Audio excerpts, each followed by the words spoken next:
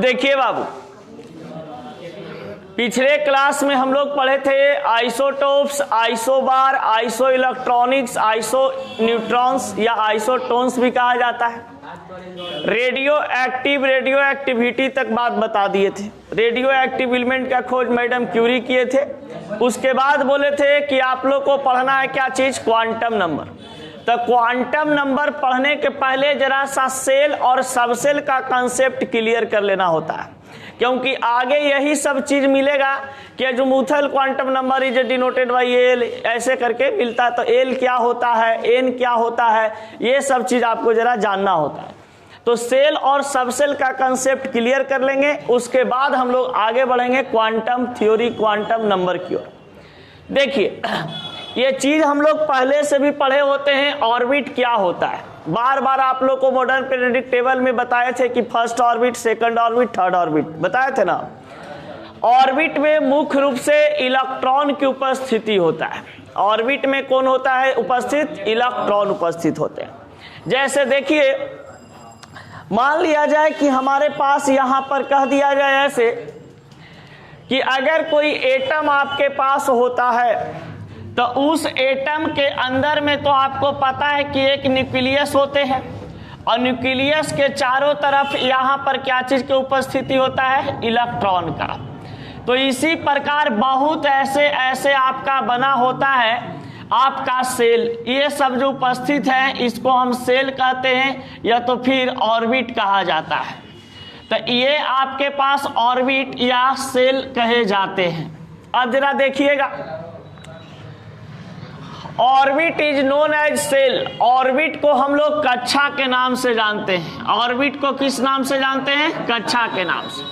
फिर कहा जाता है कि N orbit is a well defined circular path around the nucleus in which the electron resolve. कहने का मतलब कि आपके पास किसी भी परमाणु की अगर हम बात करते हैं तो किसी परमाणु के नाभिक के चारों ओर, किसी परमाणु के नाभिक के चारों ओर जो लाइन ऐसे दिखाई देता है, लाइन बने हुए रहते हैं सर्कुलर पाथ में, वृत्ताकार पथ पर। तो वृत्ताकार पथ पे जो इलेक्ट्रॉन मूव करते रहते हैं यहाँ पे, ये कहा जाता है आपका कि न्यूक्लियस के बाहरी भाग में इलेक्ट्रॉन यहाँ पे घूमते रहते हैं। इलेक्ट्रॉन क्या होते रहते हैं, घूमते रहते हैं।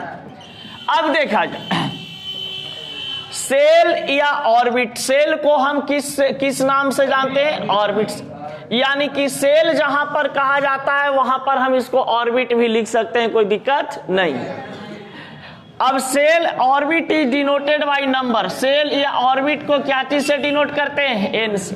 याद करो वो जमाना जिस जमाना में हम लोग पढ़े थे कि n+l rule of about principal होता है, जिसमें बताए थे 1 2 3 4 5 6 और 7 तक बताए थे ना। तो ये सभी आपके पास सेल कहलाते थे ना। तो सेल मतलब ऑर्बिट। अब देखिए, it represents the planar motion of an electron around the nucleus. किसी भी परमाणु के नाभिक के चारों तरफ जो इलेक्ट्रॉन घूमते रहते हैं वो इलेक्ट्रॉन कहा जाता है कि आपका समतलीय मोशन में घूमते रहता है। यानी कि जिसको कह सकते हैं कि एकदम प्लेन मोशन में काम करता है, समझ गए ना। फिर कहा जाता है कि भैया जो ऑर्बिट होता है ये आपका डायरेक्शनल नेचर का होता है। भगत जी के बेटा एने तक समझावे थी, एने तक ओने मत पूछो, बतैला के बाद पूछिए। देखिए, orbits do not have any directional nature. यानी कि ऑर्बिट जो है ये दिशा को फॉलो नहीं करता है, माने कि इससे आपको कोई डायरेक्शन के बारे में पता नहीं चलेगा। यानी कि ऑर्बिट जो होता है ये अदैसिक फॉर्म में होता है, दैसिक फॉर्म में नहीं होता है। जैसे मान लिया जाए पगला देखा है, पगला के पास कोई दिशा नहीं होता है, समझ गए। वो कहने कखनी मुड़ जाएगा, उसके पास कोई दिशा नहीं है, जन्ने मन जन्ने मुड़ जाता है। वही बात इलेक्ट्रॉन में होता है कि इलेक्ट्रॉन का कोई वो चीज नहीं है कि मतलब एक डायरेक्शन में जाएगा, समझ गए। ये जिधर मन करेगा उधर क्या हो जाएगा, मूव कर जाएगा। इसलिए इसको बोलते हैं क्या चीज की, अदैसिक होता है। अब देखिए, maximum number of electron in any orbit is given by 2n²। देखिए इसको हम क्वांटम कांस्टेंट के नाम से जानते हैं 2n² को। 9th क्लास में पढ़ना है, किसी भी एटम के जो ऑर्बिट होते हैं तो ऑर्बिट में हम इलेक्ट्रॉन की संख्या मैक्सिमम कितना निकाल सकते हैं, इस फॉर्मूला के माध्यम से निकलता है कि फर्स्ट सेल में 2 इलेक्ट्रॉन हमारा कैसे आया, सेकंड सेल में सेकंड ऑर्बिट में 8 इलेक्ट्रॉन कैसे आया, 18, 32, 50, 72, 98, ये जो आता है 7 49, 49 दूनी 98 ही होता है ना जी, हाँ 98 इलेक्ट्रॉन कैसे आया। तो ये सभी है जो इलेक्ट्रॉनिक कॉन्फ़िगरेशन करने का नियम भी होते हैं।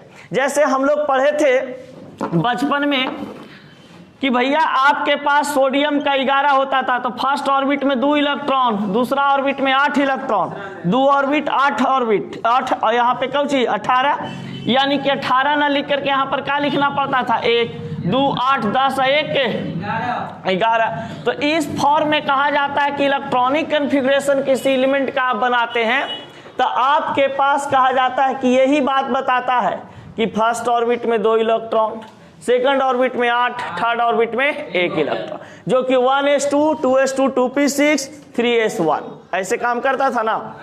अब यहां चीज बताया है किसी ऑर्बिट में कैसे हम मैक्सिमम नंबर ऑफ इलेक्ट्रॉन को गेन कर सकते हैं कि भैया आपका एक ऑर्बिट है तो एक ऑर्बिट में कितना नंबर ऑफ इलेक्ट्रॉन उसमें एग्जिस्ट करेगा, समझ गए। तो नंबर ऑफ इलेक्ट्रॉन जब एग्जिस्ट करने की बात आती है तो ये फॉर्मूला पर n का वैल्यू हम रखते चले जाते हैं, n बराबर 1, यानी कि ऑर्बिट नंबर 1, n मतलब सेल होता है, सेल या इसको ऑर्बिट भी बोलते हैं। तो 1 2 3, तो देखिए जब n बराबर 1 रखे तो n बराबर 1 k इसको बोला जाता है, इसको क्या बोलते हैं k।